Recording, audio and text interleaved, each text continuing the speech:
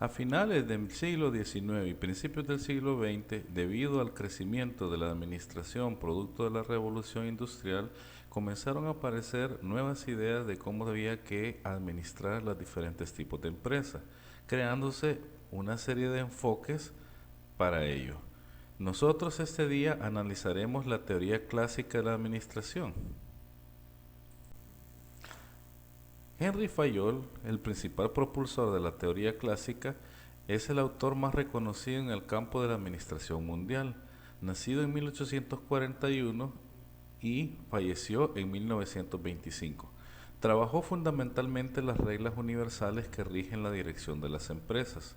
Fayol era ingeniero geólogo de nacionalidad francesa, aunque nacido en Constantinopla. Se distinguió por haber salvado de la quiebra a la empresa minera de carbón Command, que llegó a ser uno de los consorcios más poderosos de Francia después de 30 años de su dirección. En la administración, Fayol atribuyó sus logros a la aplicación consecuente y sistemática de una serie de principios sencillos, eficaces y universalmente aplicables que la experiencia humana, a lo largo de los siglos, había logrado y cuya labor fue sintetizar y adaptar en forma científica. Fayol no se atribuye la originalidad del método, Fayol se atribuye la capacidad de sintetizarlo y adaptarlo. Expuso sus ideas en el libro Administración Industrial et Générale, publicado en Francia en 1916. Fayol se enfocó en la tarea de la dirección de la empresa.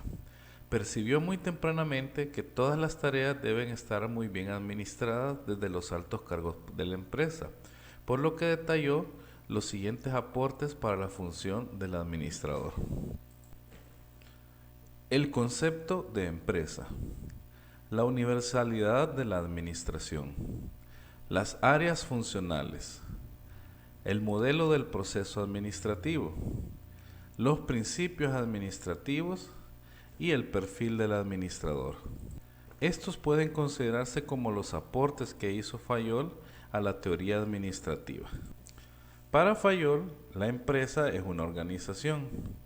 Es una entidad de tipo abstracto, dirigida por un sistema racional de reglas y autoridad, que justifica su existencia con el logro de objetivos. La universalidad de la administración se debe a que Fayol consideró que era necesario introducir el método científico o experimental a la dirección de la empresa. Es decir, el conocimiento se construye al observar, registrar, clasificar e interpretar los hechos para obtener reglas generales. Estas reglas generales permiten pronosticar situaciones antes de que sucedan, creando así leyes que rigen la buena administración. En consecuencia, ya que existen leyes que dicen cómo administrar, los principios, procesos y técnicas de la administración tienen una aplicación universal. Quiere decir que no importa el tipo de organismo o empresa, pública, privada, mixta, ni su tamaño, pequeña, grande, mediana, ni el país del que provenga, ni el tipo de actividad. En todas las empresas se pueden aplicar los mismos principios y los mismos procesos administrativos que se verán a continuación. Esto puede incluir no solo las empresas, sino cualquier institución, el hogar, los negocios, el gobierno, los clubes deportivos, las iglesias, etc. Como obedece a una ley científica, Fayol demostró que la administración también se puede enseñar. Y esta debe enseñarse en escuelas secundarias, en universidades y en todo tipo de profesión, porque la persona requiere conocer los procesos administrativos para poder manejar bien tanto su vida como sus negocios. Y esto es algo que se está haciendo realidad en el siglo XXI. Fayol estableció que las empresas se pueden dividir en áreas funcionales. En la división de la empresa es necesaria para lograr el éxito de las actividades que se realizan. La empresa se divide por departamentos con gerencias encargadas de realizar trabajos especializados. Fayol observa y describe 5 diferentes funciones en las organizaciones industriales. Primero, el área de producción o técnica. Es la encargada de elaborar los bienes o prestar los servicios. Incluye el diseño del producto y de la planta, la programación de la producción, la calidad. Para Fayol también puede incluir la logística de suministro o las compras. Segundo, comercial. Se encarga de la mercadotecnia de la empresa, incluyendo los temas de distribución, ventas y los estudios de mercado de la empresa, así como la publicidad. Tercera área, la financiera. Se refiere a la búsqueda o uso óptimo de los recursos de capital, resguardando los valores o activos principales de la empresa, y realiza funciones de auditoría. La cuarta función es la contable. Es la encargada de llevar el registro de las operaciones de la empresa, tanto gastos como ventas, y colabora con la elaboración de los informes financieros de la empresa, el balance de operación y estados financieros, los inventarios y los costos. La quinta área es la administración del personal y la seguridad industrial. Para Fayol era muy importante la seguridad del obrero. Esta área se encarga de proveer y mantener en la empresa el personal calificado para cada área, así como velar por el bienestar y la motivación del personal. Todas estas áreas van a funcionar bajo la responsabilidad de la dirección general. Las áreas funcionales de las organizaciones corresponden generalmente a la estructura de las grandes empresas. Las denominaciones cambian según la rama, que puede ser comercial, industrial o de servicios. Por ejemplo, en el sector hotelero, al área de producción se le denomina operaciones. En los organismos de gobierno, las estructuras funcionales están divididas en departamentos con nombres de secretarías o ministerios. El administrador profesional debe estar consciente de que un porcentaje mínimo de las empresas son grandes y medianas, que usualmente no exceden el 5% del total. Las restantes, denominadas pymes, no requerirán de algunas de estas estructuras. Sin embargo, las funciones siempre se llevan a cabo por otro departamento. Por ejemplo, en una pyme, el contador puede desarrollar funciones financieras, funciones de asesor fiscal o laboral y manejar asuntos en el área de personal. Pero conforme crece la empresa, necesitará la profesionalización de sus áreas con la creación de estructuras horizontales o verticales. El proceso administrativo es otro de los aportes de Fayol. La herramienta más importante del administrador es el proceso administrativo, que fue creada por Fayol y adaptada por autores posteriores. Él definió que la administración estaba compuesta por varias operaciones. Actualmente se le denomina procesos. La primera es la previsión. La gerencia debe proyectar su actuación al imaginar el futuro de la empresa y anticiparse a las situaciones probables. Fayol también incluyó la planeación dentro de la previsión, que es la elaboración de un documento escrito que abarca la proyección de acción en un periodo amplio, 3 o 5 años. El programa de acción o proyecto de la empresa ideal es una estrategia general de acción en la que participan todos sus recursos y las áreas de la misma, e incluye tanto la amplitud del mercado a alcanzar y la profundidad de las operaciones o el detalle. La falta del proyecto va acompañada de titubeos o malas direcciones. No puede haber 2 programas de acción, solamente puede haber uno, y las autoridades deben estar alineadas a ese programa de acción. Esto es responsabilidad de la dirección más alta de la empresa. La organización para Fayol es proveer a la empresa de todo lo útil, tanto material como personal. Ese cuerpo social debe ser representado por un organigrama funcional que expresa las áreas de trabajo, encabezadas por la dirección, máxima autoridad.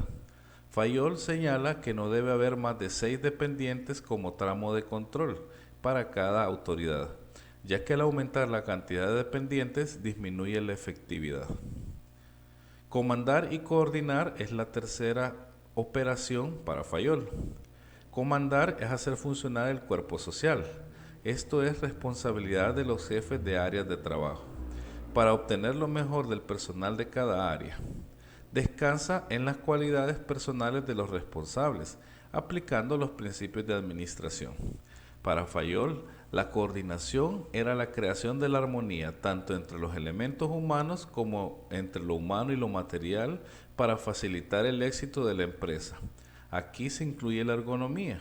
La empresa debe proporcionar los recursos materiales necesarios y adecuados para cumplir las funciones. La cuarta operación era el control. Es la comprobación de que lo que ocurre en la empresa refleja el programa de acción. Es comparar la realidad con lo establecido de manera ideal. Proviene del término francés contrarol o lista de actividades por realizar.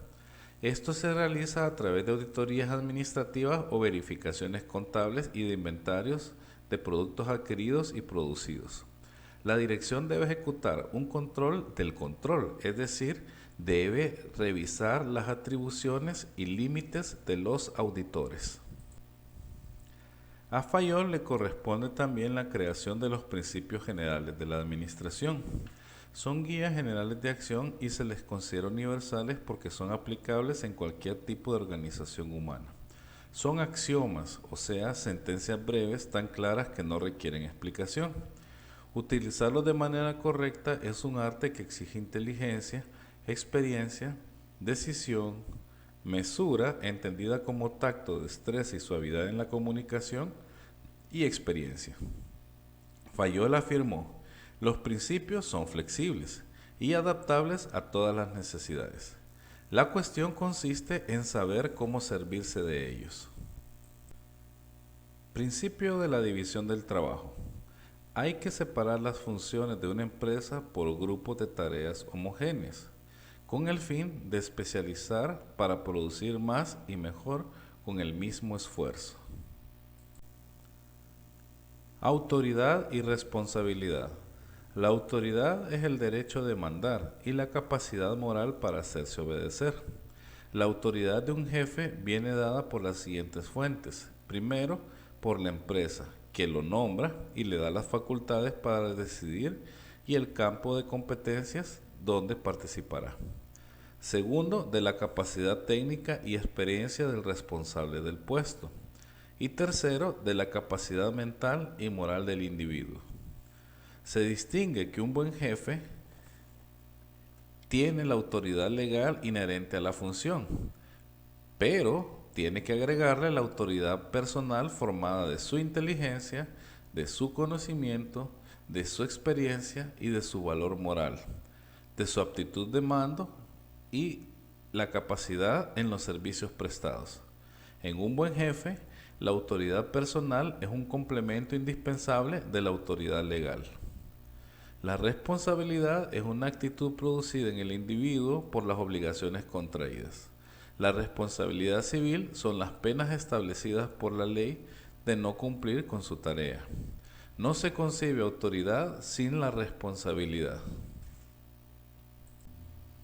La disciplina es el apego a las disposiciones y reglas, el respeto a las personas, las obligaciones de obediencia, de asiduidad, de actividad y de presencia que, aunque difieren de una empresa a otra, se deben observar.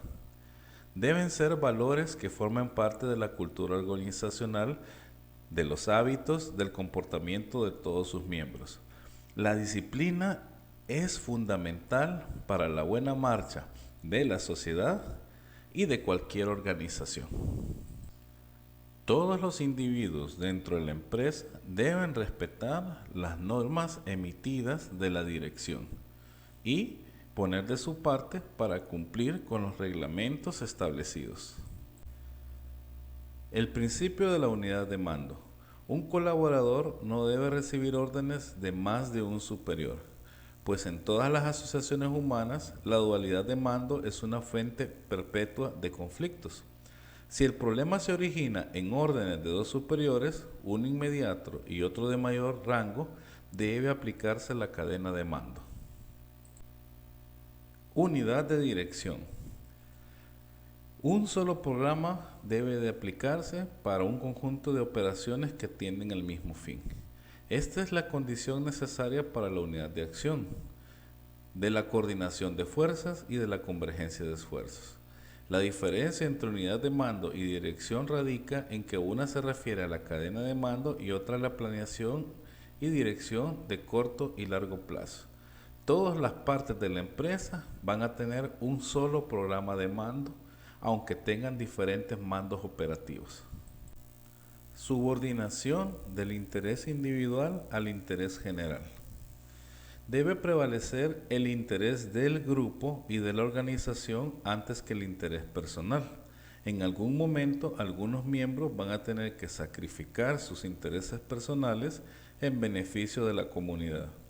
Parece que este concepto no debería de recordarse, pero la ignorancia, la ambición, el egoísmo, la pereza, las debilidades y todas las pasiones humanas tienden a hacer perder de vista el interés general en desmedro del interés particular. Repitiendo, es más importante el beneficio de la comunidad que los beneficios de las personas que lo conforman, según la visión de Fayol. Correcta y justa remuneración. Para Fayol debe realizarse en razón de las capacidades y habilidades de las personas, requeridas por su puesto y no con base a las necesidades del individuo. Explica los diferentes modos de pago del salario, por jornada de tiempo, tarifas por tarea y por trabajo a destajo, bonos, participación de utilidades, pago en especie, prestaciones sociales e incentivos no monetarios. A la gente se le va a pagar por la tarea realizada, no por sus necesidades individuales, y el pago va a estar en correspondencia con sus responsabilidades y su capacidad. La descentralización. Los jefes deben delegar funciones en sus subordinados en la medida en que esto sea posible, de acuerdo con la función del subordinado y su carga de trabajo, del supervisor y del colaborador. La cuestión de la centralización o descentralización es una simple cuestión de medida. Si el jefe conserva el privilegio de dar las directrices generales, puede recurrir a la experiencia o criterio o al consejo de sus colaboradores, pudiendo efectuar una amplia descentralización, lo que le permitirá concentrarse en lo importante y en hacer crecer intelectual y administrativamente a la empresa y a su personal. La cadena de mando. La cadena de mando implica respetar los niveles jerárquicos establecidos. Un jefe no puede ordenar a los colaboradores de sus colaboradores. A la inversa, un empleado no puede hacer acuerdos con el jefe de su jefe. Sin embargo, en algunas situaciones se obligan a actuar bajo criterio, sin apegarse en este principio. Lo importante no es abusar, siguiéndolo en líneas generales. Los niveles de comunicación y autoridad que deben respetarse para evitar conflictos e ineficiencias. Señaló que el exceso en esta materia puede, a su vez, provocar lentitud administrativa o burocratismo. Orden. El orden es la disposición metódica de las cosas, regularmente clasificadas. Debe tener por resultado evitar, primero, la pérdida de tiempo, segundo, la pérdida de recursos. La limpieza es el corolario del orden. En el orden social es la persona correcta en el puesto correcto, lo que nos lleva a una buena organización. La equidad. Todo superior debe ser justo. La equidad, aunque no es rígida, señala el espíritu de dar trato igual al personal en una misma categoría jerárquica, en un mismo puesto o reglas iguales de comportamiento interno. Advierte que en ocasiones, por sus méritos, su productividad y su disponibilidad, las personas son acreedoras a ciertas tolerancias. Pese a ello, no se puede administrar dando reglas y permisos para cada individuo. El horario es igual para todos, tanto como las sanciones por faltas y los premios. Es claro que la equidad no es fácil cuando los colaboradores no son de iguales en rendimientos y lealtad, pero es una ley de oro la búsqueda de la equidad. La estabilidad del personal. Para Fayol, esto significa que tanto la empresa como los jefes de grupos de trabajo deben tratar de mantener al mismo personal durante largos periodos de tiempo para lograr generar el aprendizaje y el dominio en el trabajo necesario para la especialización y la excelencia. No se puede quedar al simple capricho de un jefe la permanencia de los empleados. El cambio de personal en un periodo y posición dados se le llama rotación de personal, que se mide como indicador de la estabilidad del jefe, de tal forma que si un gerente continuamente cambia a sus subordinados, indica que es inestable. El problema no son los subordinados, el problema es el jefe. No existe la cero rotación, pero esta debe mantenerse a un nivel aceptable. Iniciativa. La iniciativa significa comenzar algo sin necesidad de recibir órdenes de un superior. Tanto el superior requiere atender problemas sin que se lo solicite su jefe, como el subordinado que se le ha de permitir y fomentar la iniciativa, de forma que el personal actúe motu propio para resolver problemas en la medida de sus capacidades. En la medida que el personal esté más capacitado, tendrá que ser más autónomo y útil para la empresa. La iniciativa entonces es una cuestión de aptitud y actitud. El buen jefe la fomenta, la propicia y tiene un grado de tolerancia por los posibles errores en que puede ocurrir. El colaborador en la formación va a recibir la aptitud, pero también tiene que desarrollar la voluntad de querer resolver problemas. Eso es la actitud.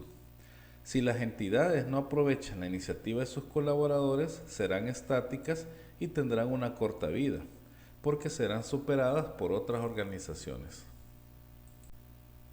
El espíritu de equipo. La unión hace la fuerza. La armonía y el espíritu de equipo de una empresa constituyen una gran fuerza para ella. El personal debe sentir orgullo de pertenecer a un grupo de trabajo y solo el jefe y la empresa lo pueden fomentar. Hay muchos elementos que generan el sentido de pertenencia, desde el escudo y el logotipo de la compañía, su historia, la imagen pública de sus productos y servicios, los uniformes, pero sobre todo el sentido común son los que más fomentan el sentido de pertenencia.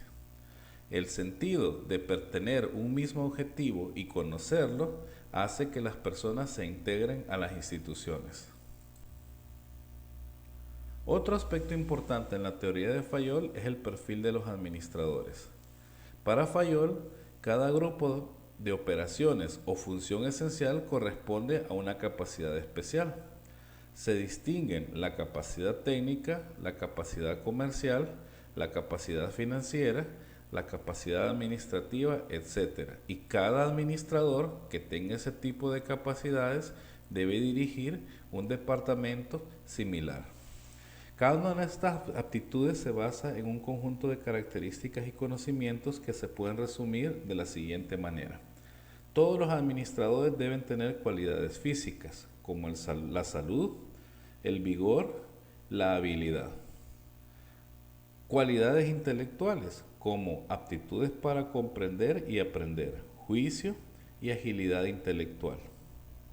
Cualidades morales, como energía, firmeza, valor para aceptar responsabilidades, iniciativa, sacrificio, tacto y dignidad.